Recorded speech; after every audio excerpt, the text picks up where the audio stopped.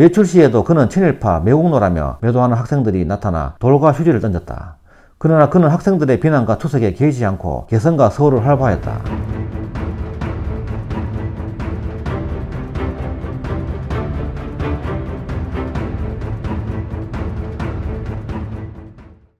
친일 반민족 행위자 자옹 윤치호 편입니다. 1865년 1월 23일 고종 때 태어나서 1945년 12월 9일까지 80세를 살았다. 윤치호는 충청남도 아산 둔포면에서 서울 출신 무관 윤웅렬과 그의 처빈 전주이시 사이에서 서자이자 맏아들로 태어났다. 아버지 윤웅렬은 본부인에게서 이복로는 한 명만 두고 처빈 전주이시에게서 친누나 윤경희와 윤치호를 두었다. 아버지 윤웅렬은 훗날 윤치호보다도 14살 어린 첩을 두는데 그에게서 30살 이상 차이 나는 이복동생 윤치환과 윤치창이 태어난다.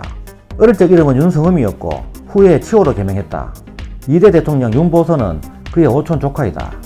할아버지 윤치동은 어려서 고아가 되었으나 자수성가하여 대지주가 되었고 자수성가하여 관직에 오른 아버지와 숙부 덕에 윤치호는 유복한 어린 시절을 보낸다. 윤치호는 어려서부터 기억력이 비상하였고 3세가 되기 전에 글을 읽었으며 한 번 본 것은 잊어버리지 않았다. 아버지 윤웅렬은 글재주가 있고 암기력이 좋은 장남 치호의 재능을 아깝게 여겼고 윤웅렬 자신이 서출이어서 차별받는 점 등의 이유로 서자였던 윤치호를 적자로 올려주려 노력하였다. 그래서 1907년 본부인이 죽자마자 정하지 않고 처빈 전주이시를 본부인으로 올려주어 윤치호를 적장자로 만들었다. 14세인 1879년 진주 강씨와 결혼하였으나 7년 만인 1886년에 사별하였다. 아버지 윤웅렬은 친구이자 당시 계합하였던 어윤중에게 아들을 부탁하고 이후 윤치호는 어윤중의 제자가 되어 그의 문화에서 수학하다가 1881년 18살 때 신사유람단 어윤중의 수행원으로 일본으로 건너갔다. 서울이었던 그는 농업학교와 기술학교 중에 택일하게 되었으나 아버지 윤웅렬이 일본 외무상 이노우에 가오루에게 여러 번 간청하여 기술학교나 농업학교 대신 동인사에 입학하게 되었다. 이로써 윤치호는 유길준, 유정수와 함께 조선의 첫 공식 동경 유학생의 한 사람이 되어 개화사상을 수용하였다. 17세인 1882년에는 도쿄대학 철학교수의 부인 밀레트와 도쿄대학 영어 강사 간다 나이부로부터 영어를 배웠다. 체류중, 김옥균, 서강범, 박영효 등 개화파 인물과 일본 개화의 선구자들과 만나 교류하였다.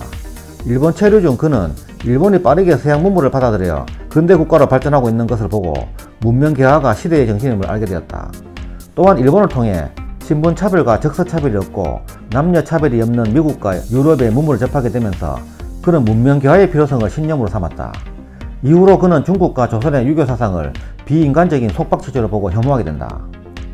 18세인 1883년 1월부터 3개월간 일본의 요코하마에 있는 주 일본 네덜란드 영사관의 서기관 레온폴데르 등에게 영어를 배웠다. 이후 미국에 견학을 가 직접 신학문을 접하기도 한다. 그해 5월 한미 수호 조약이 체결될 때 초대 주한 미국 공사 존 루시우스 푸트의 통역관으로 기획하여 주한 미국 공사관 통역관으로 활동했다. 원어민이 아닌 네덜란드인에게서 배운 어설픈 수준의 영어 실력이었지만 당시 영어 통역관이 없는 조선에서는 그의 통역에 의존해야 했다. 19세인 1884년 10월 참의교섭 통상사무로 승진했다. 이후 푸트의 통역관을 겸하며 푸트와 고종, 개화파를 연결시키고 교랑 역할을 하면서 청나라의 조선 내전 가섭 배제와 미국 유럽 국가들과의 외교와 유대 강화, 문호를 개방하고 서구의 민권 사상과 문물을 수용할 것을 요구하기도 했다. 그해 12월 갑신정변이 일어나 이에 직접 가담하지는 않았으나 정변의 주역인 김옥균, 박영효 등과 각별히 친했기 때문에 신변의 위협을 느끼고 이듬해 1월 상하이로 망명하였다. 망명 직후 조선에서 파견된 자객들을 피하여 미국 총영사 스탈의 연락을 받은 미국인의 집에 은신하였다. 윤치호는 스탈의 알선으로 2월 중서서원에 입학하여 1888년 8월까지 3년 6개월 동안 체계적인 근대교육을 받았다. 재학 중 이 학교의 선교교육자 알렌 학장과 본넬 교수의 영향으로 기독교인이 되었다. 중서서원 재학 동안 열심히 서양의 문물을 접하며 중국이 세계의 중심이라는 중화사상에서 벗어나게 되었으며 낙후된 조선과 중국에 대한 강한 비판의식을 갖게 되었다. 상하이에서 3년 반을 보낸 후 청나라에 대한 그의 소감은 더러운 물로 가득 채워진 연못이었으며 반면 일본은 동양의 한 도원이었다. 23세인 1888년 9월 미국으로 건너가 11월 테네시주에 있는 벤더빌트 대학 신학과 영어과정에 입학하였고 우수한 성적으로 2년 후 졸업하였다. 졸업 후 조지아주에 있는 에모리 대학에 입학하여 3년 후인 1893년 9월 졸업했다. 5년간의 미국 유학을 마친 윤치호는 중국 상하이로 건너가 모교인 중소서원에서 1893년 11월부터 1895년 초까지 영어를 가르쳤다. 29세인 1895년 2월 귀국 후 의정부 참의에 임명되어 가보개혁에 동참했다. 그해 4월 내각총리 대신 비서관 겸 내각참서관, 5월 학부협판, 외무협판 등을 거쳤다. 30세인 1896년 4월에는 러시아 황제 니콜라이 2세의 대관식에 러시아 특명정권대사 민영환의 수행원으로 참석 후 이듬해 6월 귀국하였다. 31세인 1897년 7월부터 독립협회에 가담해 서재필, 이상제 등과 독립협회 운동을 이끌었다. 32세인 1898년 2월 독립협회 부회장에 선임되었고 5월 독립신문 사장과 주필을 맡았고 8월 서재필이 추방당한 뒤 제2대 회장이 되었다. 독립협회 회장으로 10월 만여 명이 참석한 만민공동회를 개최하였다. 고종에 의해 같은 해 12월 독립협회가 강제 해산되자 그는 고종의 배신적인 비열한 행위를 매도하고 일본의 탐욕적이고 강교한 행동을 저주했다. 이후 그는 한성부 판중 겸 한성부 재판소 소방판사에 임명되었다. 그는 독립협회 운동의 좌절을 민중의 어리석음의 탓으로 보고 민중에 대한 정오심을 더욱 증폭시켰다. 33세인 1899년부터 윤치호는 외직에 임명되어 1월 덕은감리 겸 덕은부윤으로 전임되었고 이후 원산항 재판소 판사, 사마부윤, 사마항 재판소 판사 등을 역임하였다. 이 당시 원산에 있을 때 게으르고 지저분한 서민들을 보고 한국인은 할 수 없다는 생각을 확신으로 굳히게 되고 이후 그는 민중을 계몽의 대상에서 개조의 대상으로 민중관을 바꾸게 된다.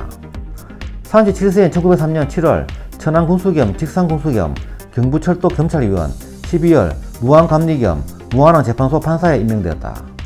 38세인 1904년 2월 러일전쟁이 일어나자 중앙관계에 다시 기용되어 3월 외부협판에 임명되었고 8월 외부대신 서리를 겸하면서 8월 22일 제1차 한일협약을 맺었다. 39세인 1905년 5월 황성 기독교 청년회 이사를 맡았고 9월부터 하와이와 멕시코 지역 한국인 이민 실태를 조사하기 위해 미주 지역을 방문한 후 2달 뒤 외교고문 스티븐스와 함께 귀국했다. 같은 해 11월 17일 을사조약이 강제 체결되자 외부협판을 사퇴했다. 40세인 1906년 4월 장지연, 윤효정 등과 대한자강회를 조직해 회장으로 초대되었고 10월 개성에 한영성을 설립하여 원장에 취임하였다. 42세인 1908년 9월 안창호 등이 주도하는 평양의 대성학교에 교장으로 취임했다.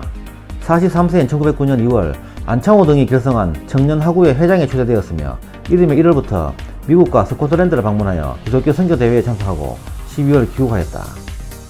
44세인 1910년 한일합병이 되면서 윤치호는 이완용, 송병준, 윤덕영 등의 변절자들을 경멸 정오하였고 이들이 나라를 판 대가로 부귀를 누린다며 늘 한탄하였다.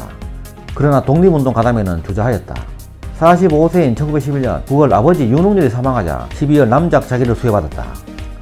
46세인 1912년 2월 일제가 날조한 백오인 사건의 주모자로 근거되어 이듬해 10월 징역 6년형이 확정됨에 따라 1913년 11월 남작 자기를 박탈당하고 투옥되었다.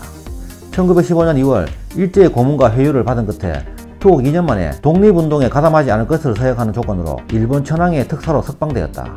추록 이후 1916년 4월부터 조선중앙기독교 청년회 총무에 선출되었고 1917년 세브란스 의학전문학교 이사, 1918년 연희전문학교 이사로 위촉되었다. 윤치호는 이 무렵 조선총독부로부터 당국에 협조해줄 것을 여러 차례 요청받지만 대답을 회피하거나 거절한다. 그러나 독립운동 참여에도 역시 소극적이었다.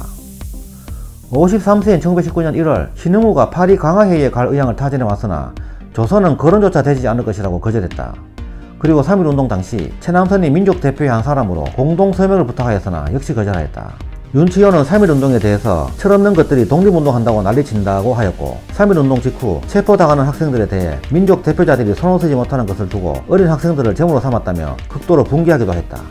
4월 상해에서 임시정부가 설치되자 그에게 임시정부에 참여해달라는 요청이 들어오지만 거절하였다.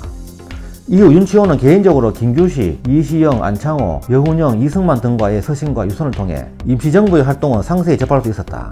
그러나 일제가 패망할 때까지 그는 일본 제국 당국에 임시정부에 대한 것은 일체 발설하지 않았다. 55세인 1921년 7월 임시조선인 산업대회 발기인 및 위원, 9월 범태평양협회 조선지회 부회장에 선출되었다.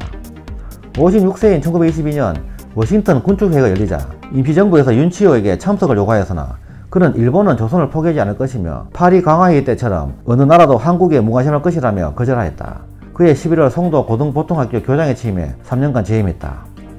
59세인 1925년 3월 이상제, 신흥우 등과 함께 비밀결사 흥업구락부를 조직하고 회계를 맡았고 11월 태평양 문제 연구회 조선지회를 창립하고 위원장에 위촉되었다. 62세인 1928년 8월 조선체육회 회장으로 선출되어 9년간 재임하고 이후 고문으로 추도되었다. 63세인 1929년 10월 조선어 사전 편찬에 발기인으로 참여했다. 64세인 1930년 모교인 미국 에모리 대학으로부터 명예 법학 박사 학위를 수여받았다. 그가 윤치호 박사로 불리게 된 것은 이때 수여받은 명예 박사 학위 때문이었다. 65세인 1941년 5월 이충무공 유족 보존회 결성에 참여했고 10월 친일단체인 토조회에 가입하는 한편 만주 동포 문제협의회 회장으로 선출되었다. 68세인 1934년 조선 총독의 자문기구인 중추원 참의직 제의를 받았으나 거절하였고 같은 해 이화 여자전문학교 교장직 제의와 1935년 보성전문학교 교장직 제의 또한 거절했다. 69세인 1945년 이화 여자전문학교 이사로 위촉되었고 같은 해 10월 조선총독부 의용단체인 조선교화단체연합회 이사를 맡았다. 71세인 1947년 중일전쟁이 발발한 7월에 조선교화단체연합회에서 주최한 시국 대응 강연회에 연사로 참여하여 황군 위문금 1,000원과 국방현금 4,000원을 냈다. 윤치호는 같은 해 9월 조선총독부 황보국이 중일전쟁 정당성을 홍보하는 시국 강연 연사로 평안남도 일대에서 강연했다. 12월 일본군의 난징 함락을 기념하여 조선신궁에서 거행한 난징 함락 전첩 본고제 위원장을 맡았다. 한편 수감된 안창호가 병으로 보석 탄원을 냈고 1937년 12월 출감 경성제국대학 부속병을 입원한다. 그러나 안창호는 간경화, 폐렴, 위하수증, 피부염 등의 합병증 및 고문 후유증으로 막대한 병원비가 들어갔고 그의 치료비를 김성수와 함께 부담하고 있었다. 그러나 고문으로 쇠약해진 안창호는 결국 3월 10일 경성제국대학 병원에서 생을 마감한다. 윤치호는 안창호의 장례식날 대성 통곡하였고 그의 죽음에 윤치호는 일주일 이상 밤낮으로 통곡하다가 청년들과 가족의 만류로 겨우 진정되었다. 윤치호는 1948년까지 조선 총독부가 주관하는 어떤 행사나 천황, 황후, 황태자의 생일, 사망일, 기념행사에 대부분 불참했다. 이후 그는 일조로부터 미행, 도청, 내사 등 감시를 당한다. 74세인 1940년 6월 문중의 결의에 의해 이토 직후로 창씨개명을 하였으며 1941년 12월 일본이 진주만 공습으로 태평양 전쟁이 시작되자 윤치호는 이전과 다르게 적극적인 친일 행위를 하게 된다. 국민정신 총동원 조선연맹, 조선지원병 후원회, 조선임전보국당 등 대표적인 친일단체 핵심 인물로 참여했다. 윤치호는 유색인종의 차별로 인해 백인들에 대한 분노가 있었기 때문에 일본이 태평양 전쟁을 일으켰을 때 전폭적 지지를 보내며 일본의 대동아 공영권을 찬양하게 된다. 76세인 1942년 조선인 징병제 실시가 결정되자 이를 환영하는 징병제도 실시의 간격이라는 글을 문교의 조선에 싣고 징병제 실시 기념 강연회에서 연사로 참여했다. 이듬해에는 매일신보에 총출진하라, 학병을 보내는 명사의 말, 장하다 그대들의 용단, 오직 순충 봉공에 몸을 바치라 라는 글을 발표했다. 이후 그는 조선이 1945년 독립할 때까지 학도병 강연이나 징병 권유의 글을 작성하면서 적극적인 친일 활동을 하게 된다. 그가 이렇게 행동한 것은 일본 제국주의의 패권이 오래 유지될 것이라는 나름의 계산이 있었겠지만 그의 현실 인식은 보기 좋게 빗나갔다. 윤치호는 합리주의를 자처했음에도 불구하고 일본의 패망과 한국의 독립이라는 가능성을 보지 못하고 민족의 미래를 위해 한민족이 일본과 더욱 친해져야 대우받을 수 있다고 믿었다. 그러나 현실에서 한국은 광복을 맞았고 그릇된 현실 판단 때문에 저질렀던 친일 행적 그리고 독립에 대한 냉소적인 태도 때문에 비판에 직면한 윤치호는 광복 직후 친일 협력자 내지는 거물 친일파 정치인으로 수시로 규탄, 비판당하였다. 외출 시에도 그는 친일파, 매국노라며 매도하는 학생들이 나타나 돌과 휴지를 던졌다. 그러나 그는 학생들의 비난과 투석에 개의치 않고 개성과 서울을 활보하였다.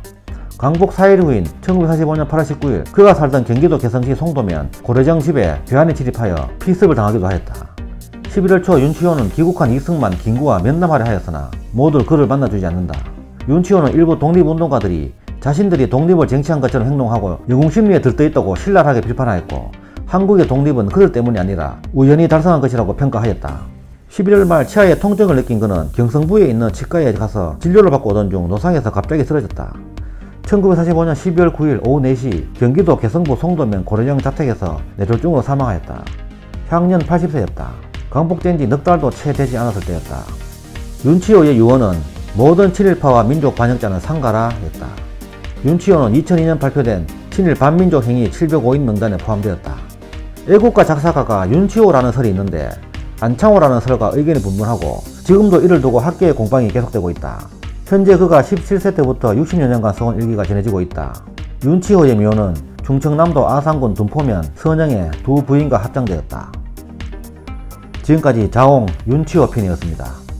감사합니다.